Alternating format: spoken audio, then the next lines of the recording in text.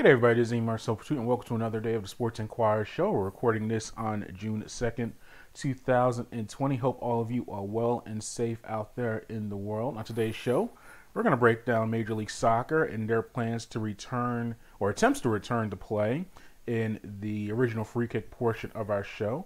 We'll also discuss college athletics and the technical state of Georgia athletics. And then the miscellaneous portion of the show, we may discuss the NHL, Major League Baseball, and also the Lance Armstrong documentary that was on ESPN. So we'll touch on all of those topics in the miscellaneous section. But first, as far as anything that's going on, if you're listening to the show, you know the world and everything. Actually, first, let's go to how to follow us. Got to talk about that. Everything that we're doing, as always, go to thesportsinquirer.net. Premier site for news and notes in the world of sports. You can head to Twitter and Instagram under Sports Inquirer. That's all one word.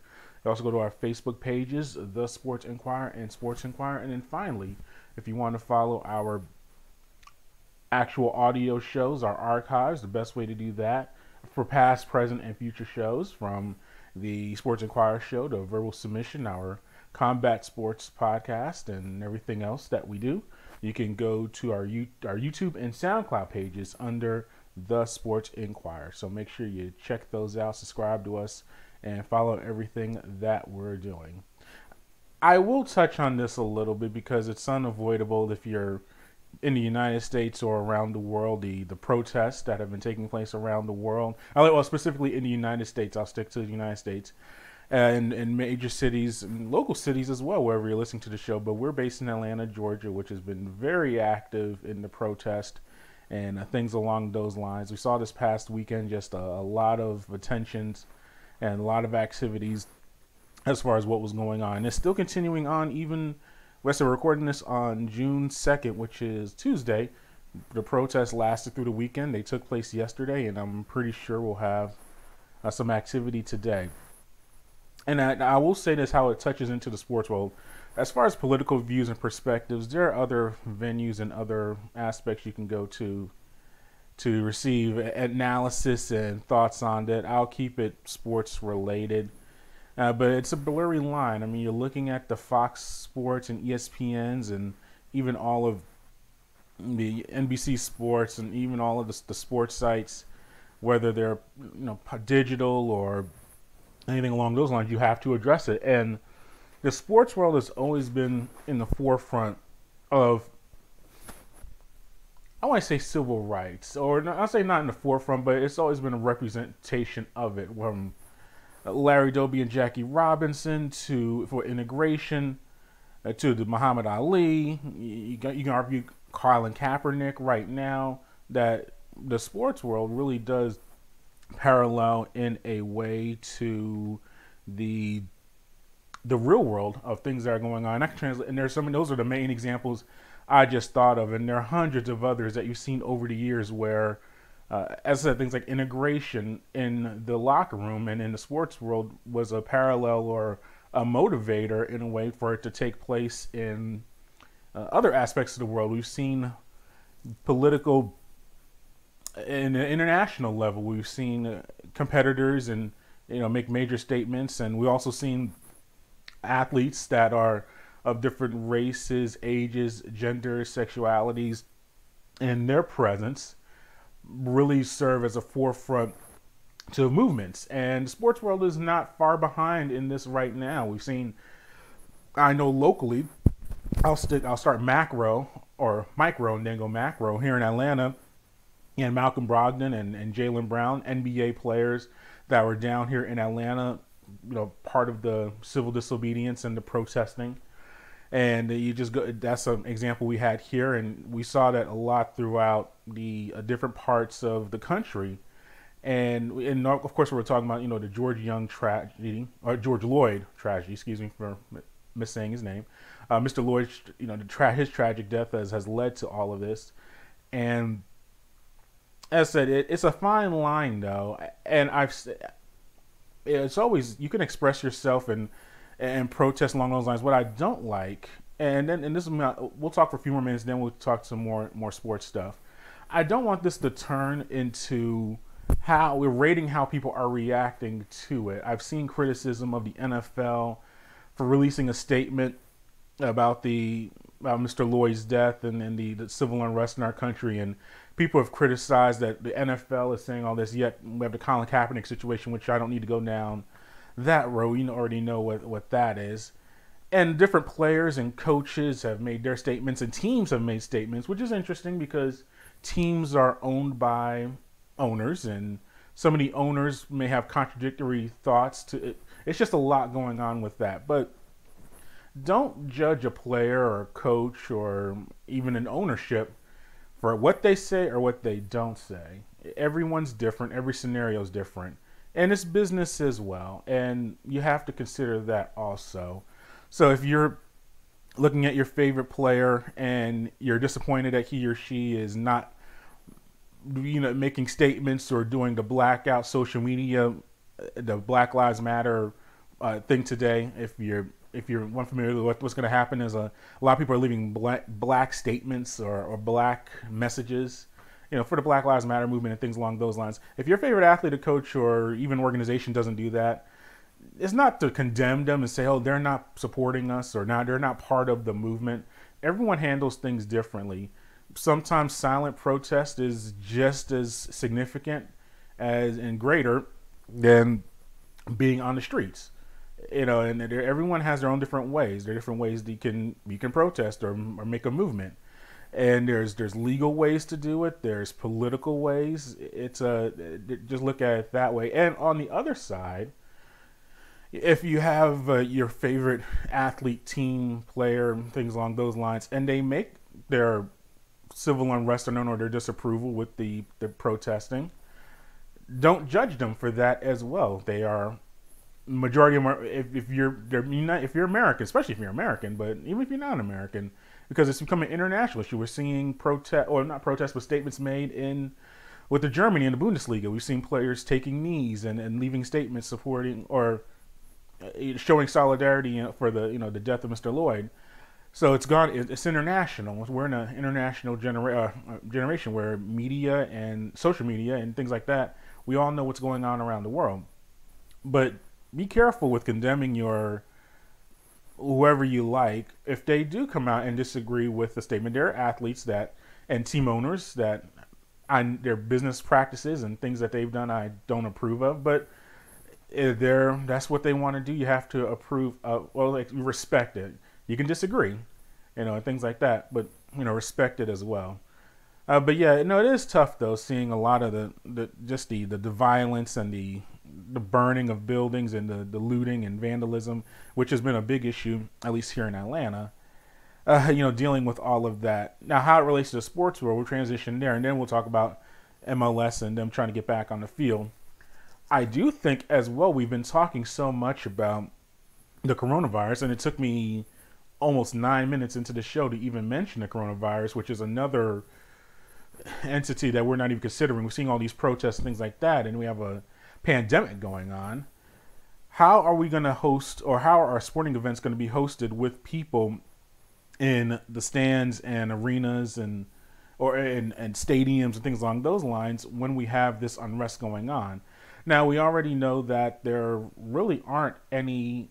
There's NASCAR, and golf is about to start, I think, this weekend coming up, as far as the PGA events taking place, but all of them have been without fans. So the security is not as big of an issue, but you do have to think about when these games are going to take place and fans will be available to attend them, whether it's in June or whether it happens even in the fall. How do you handle the potential of these people, coming to these events and handling all of that stuff? Does that affect or impact the return of sports? I don't think it necessarily does. I think we've been in this perspective that maybe even into the fall of a limited amount of fans attending sporting events that take place. But this does allow for the possibility of that extending even further, because you've seen on TV or been reading articles or seen the visuals online. I mean, you see the contentious state that we're in.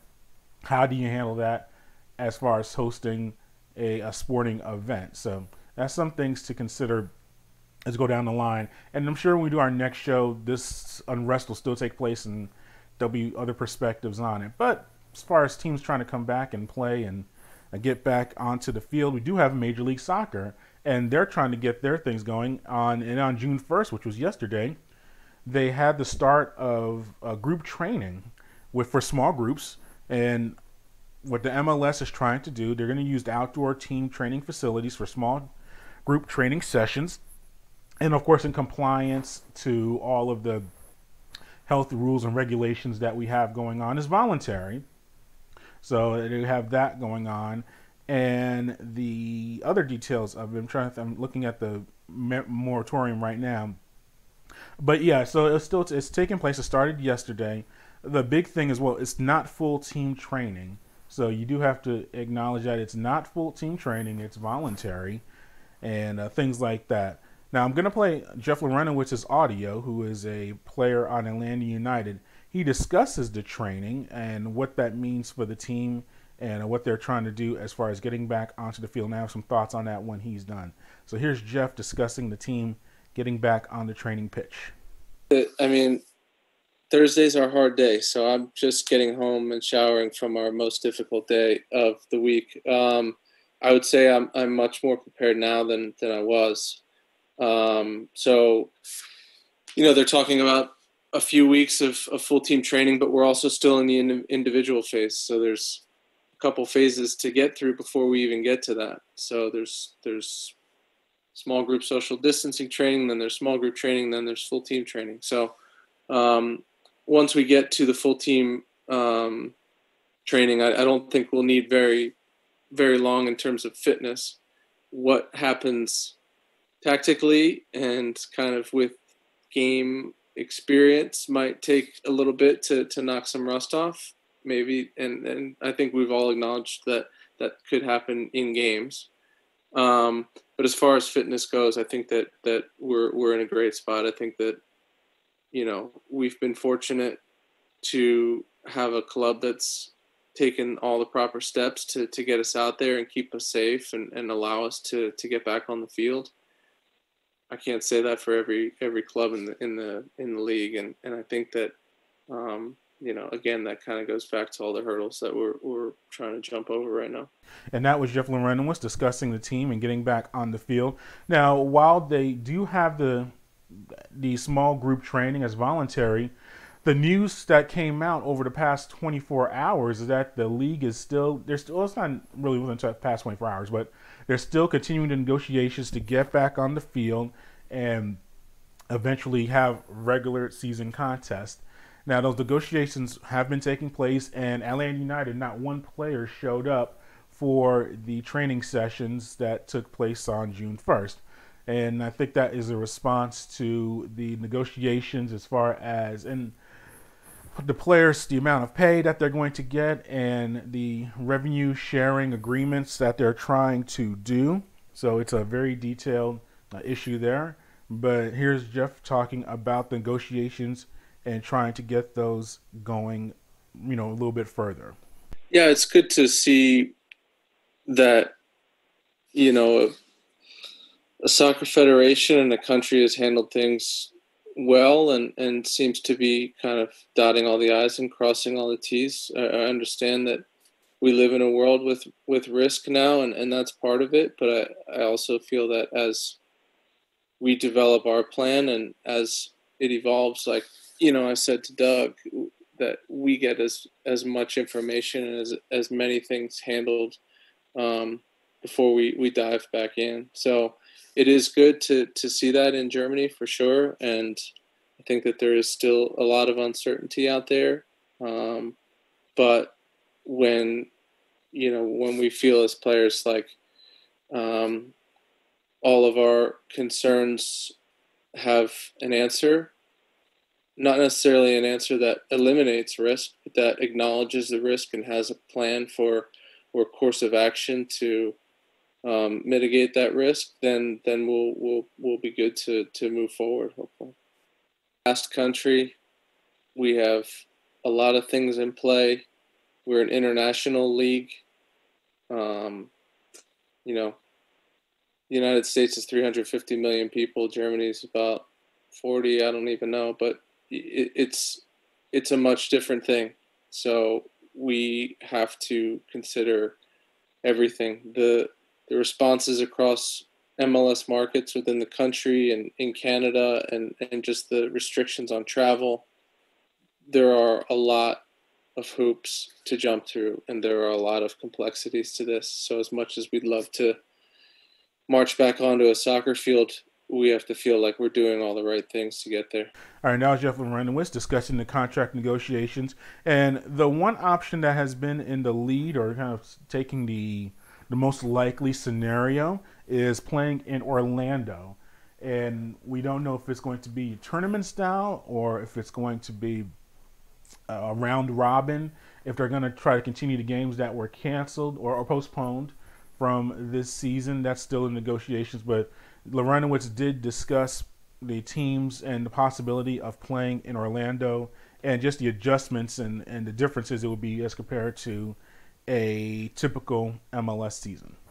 It will be somewhat similar. I think that there's no doubt that it's going to be a major adjustment for everybody on the field, preparation wise. I mean, you're talking about 8:30 games. How do you get up? How do you prepare? How do you eat? How do you sleep? How do you then transition and rebound 4 days later when maybe you're playing at 11 p.m.? I think there are a lot of challenges. It's not like mom and dad are pulling the minivan up to the field and you're walking out 45 minutes before the game. Our main concern is we are the product in the league, and we want it to go well, but we also want to make sure that we're given the best platform possible to make it go well. Because,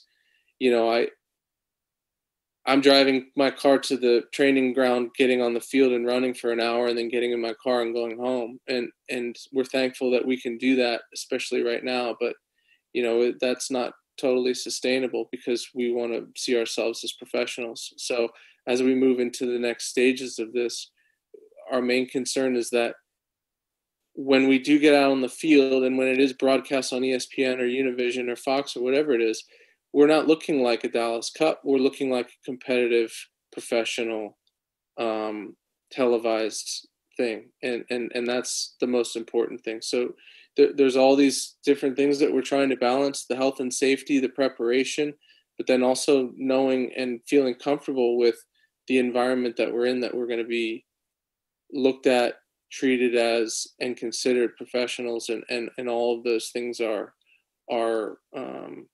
at as good of a level as they can be in a time like this. But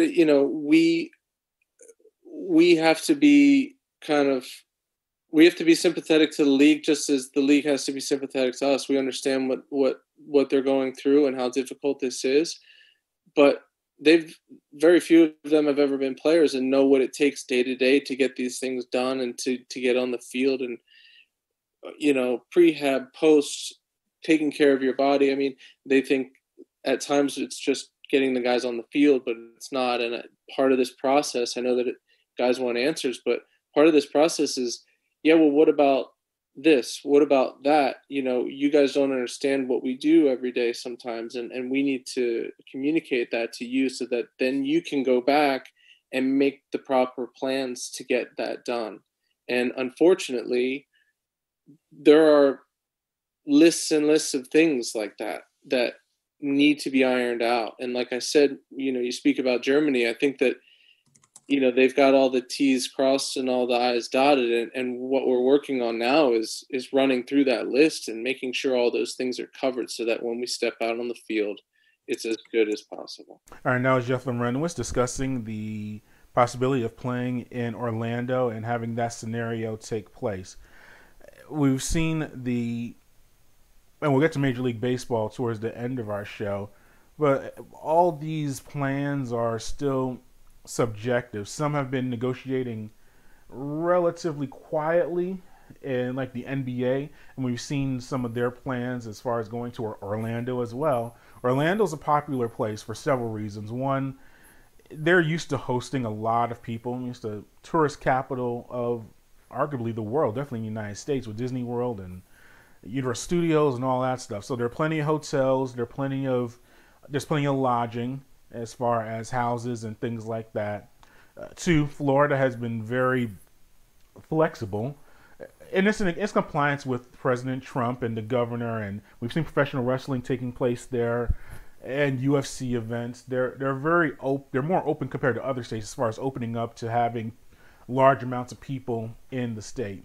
So it's just a perfect setup for all these things to take place. And Atlanta has a lot of courts as well. Summer League takes place there, so the staffs and the players, a lot of them are used to going to Orlando, so it's a lot of familiarity there. But similar to all things said about the NBA, translated to MLS. They do a lot of training camps there and things along those lines, so the personnel is very familiar with it. But it's a very fluid situation when it comes to professional teams. We just have a lot going on there. And I'll talk about all the professional teams, and then I'll transition to college because there are different roles with that in comparison.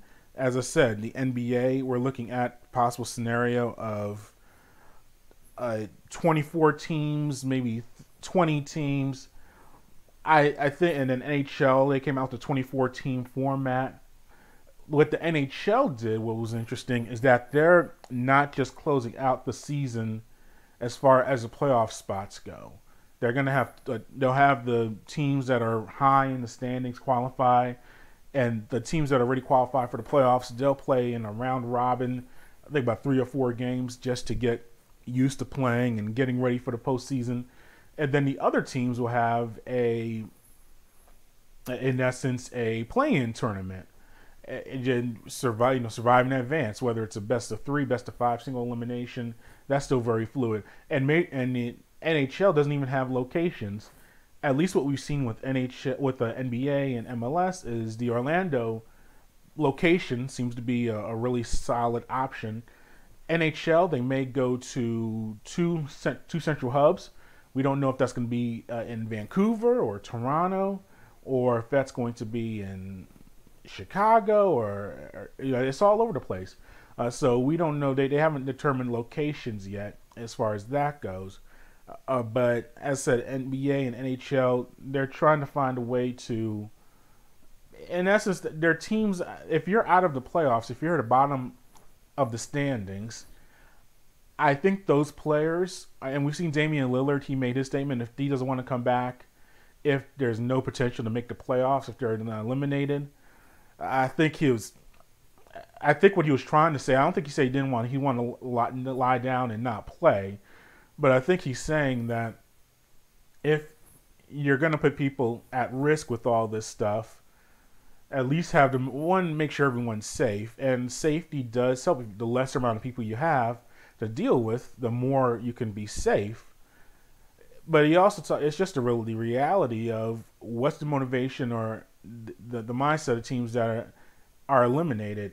Why have them involved in the postseason play, especially when you're not playing in your home arenas? Now, I could see if fans were still able to come back and you could play in your home arena when you get to play in front of your fans, and then the owners as well would also have the opportunity to gain some revenue. But if you're playing in central locations like Orlando, that's not an issue. So why have these teams involved? So we're starting to see a playoff format possibly of involving play-ins and things along those lines. And it's similar to Major League Baseball. And we've seen, I said, the NBA and NHL, their negotiations have been relatively quiet. MLS has been in between. The MLSPA have made some statements publicly. The MLS, the league itself, has been public as well. So it's been kind of in between. Major League Baseball is in an open civil war, I think, between the players and between the players and the owners. We've seen a lot of statements from the players, from Max Scherzer to others, making and Bryce Harper and Blake Snell making their opinions known about not feeling fairly compensated for as far as the negotiations go. Then you have the owners. They've made some open statements and leaking of MLBPA emails. That's a very nasty move to do that. And then we also have Trevor Bauer, a pitcher that has issues with agents, specifically Scott Boras, inserting himself into negotiations and believing that Boris is representing his players, which is his job, but his job is not to be a voice in a union where all players are involved, even non-Boris clients. So that's the civil war we're seeing going on there as well. And baseball needs to be careful because while the NBA and NHL have played a majority of their regular season and they're just trying to figure out the playoffs, and even if it worse comes to worse, those leagues, the NBA and NHL, even MLS to a less degree, even though MLS they only played about 3 or 4 regular season games, if they just say, you know what, going straight to playoffs, mad dash, we can get it done within a month, we'll be done by September or October, they can get away with that as far as their season goes. Major League Baseball has not even started their season. They had spring training for a few weeks and then they shut down. So they have to get at least 80 to 100 games in playing outdoors. And when you start playing outdoors and you start going into September and October, I grew up in the Northeast in New York. That's rain, that's snow. Those are a lot of bad elements trying to get playing to take place at the same time while the other sports are indoors. MLS is outdoors, but you can play in the rain and the snow if you have to. Major League Soccer, baseball, you can't do that. And if baseball wants to get started by 4th of July, which would be a good starting point to get your 80 to 100 games in, they have to have a long spring training, up to a month most likely. They're going to need at least 2-3 weeks, maybe even further, just to get pitchers used to it. Hitters can go in a batting cage, they can throw the ball, they can do some things to get ready. They need to get their timing right, of course, but it's the pitchers. They have to get their arm strength up to get their training right so that they can be ready and prepared and ready to go. And I said we're recording this on June 2nd, and we're not even close to that scenario. So a lot of concerns there. I honestly don't think there's going to be a baseball season, and that's crazy to say because there's so much money on the table, and majority of money is in the playoffs. Now, teams do make their money from hosting games and their local TV deals. Now, you have some teams like the Cubs and the Yankees that have hundreds of millions of dollars as far as those deals go. And then you have teams like the Braves that have bad not as well TV contracts. But every dollar counts with Fox Sports, and there's been issues here with the Braves in Atlanta talking about trying to get a better TV deal compared to the Cubs with their network and the Yankees. But still, local TV or your TV money is nice, but the majority of that comes from the playoffs and the postseason. And you have to get a regular season in, obviously, to have the playoffs. And you don't want to be baseball trying to play in October and November when the weather is inclement in half of your cities that could be in the playoffs. And there could be potential for the coronavirus to reemerge. It's already out there, but maybe to have a second surge. You've been hearing about that too.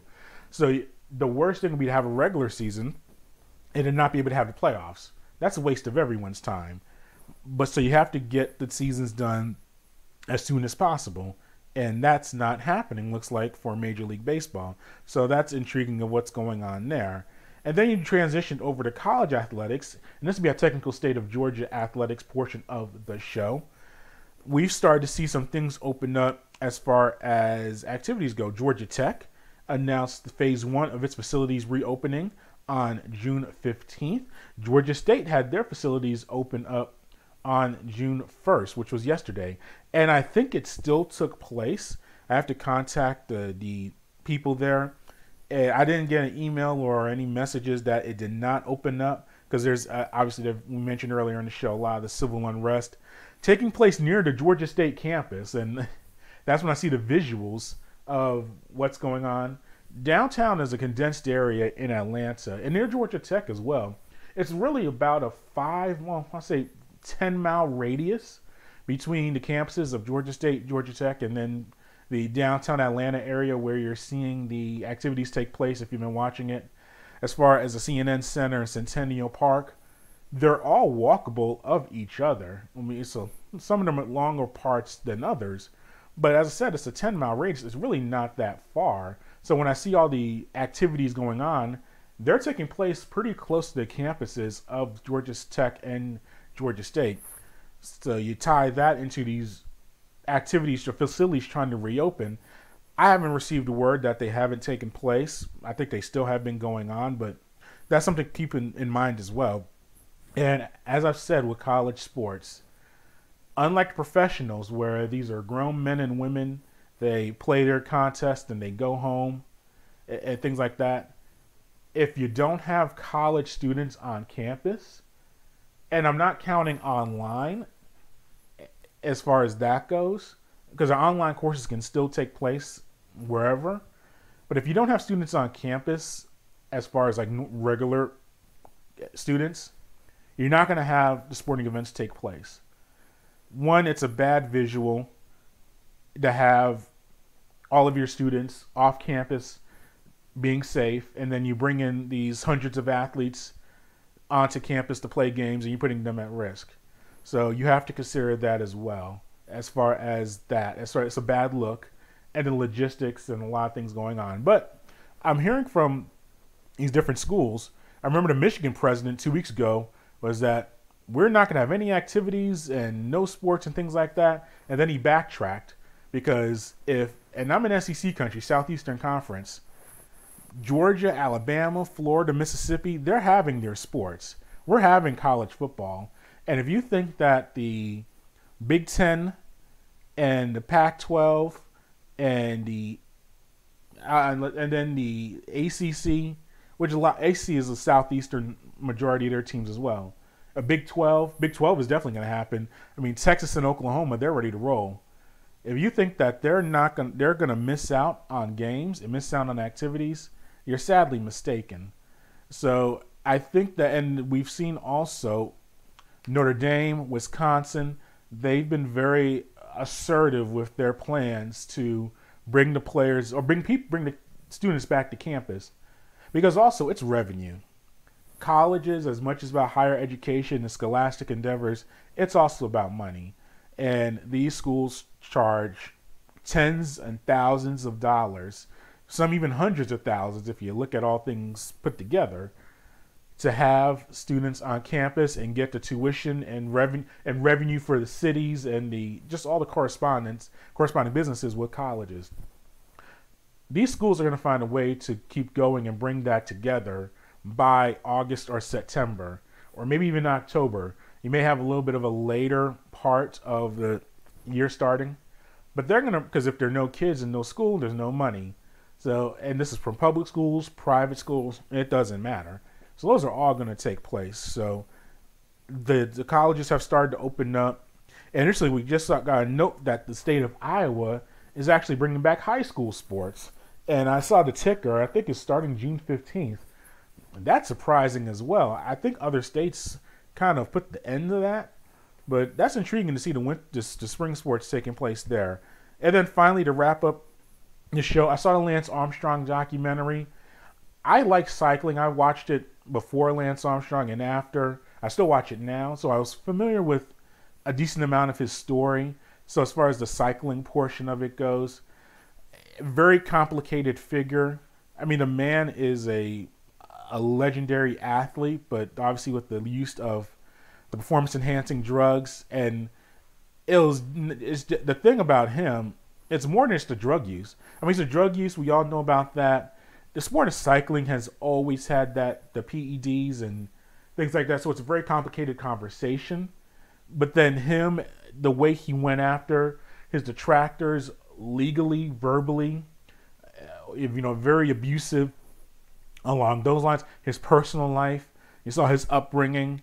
It just led to a very complicated figure. I thought he was honest for the most part, even though you can't trust him. He's lied his entire life, literally. And he discussed forging birth certificates as a teenager to participate in triathlons. And then as a professional cyclist, his constant lying about using performance-enhancing drugs and things like that. But then you look at his incredible charity and charitable work with the Livestrong Foundation and the literal hundreds of millions of dollars raised in cancer research and treatment. which is incredibly commendable along those lines. I thought it was a very interesting look at the guy, and I'll break it down a little bit further in our next show because we got to wrap it up here. I'll watch it again and have some more notes on it. But just a very intriguing figure in the not only cycling world but also the pop culture world. I mean, the man was at one time. You look at the LeBron Jameses and the Tiger Woods as far as just the most famous, Tom Brady's, as far as the most famous guys that or known guys. You can argue their career accomplishments and all that stuff, but these were guys that walked into almost any room and people recognized them.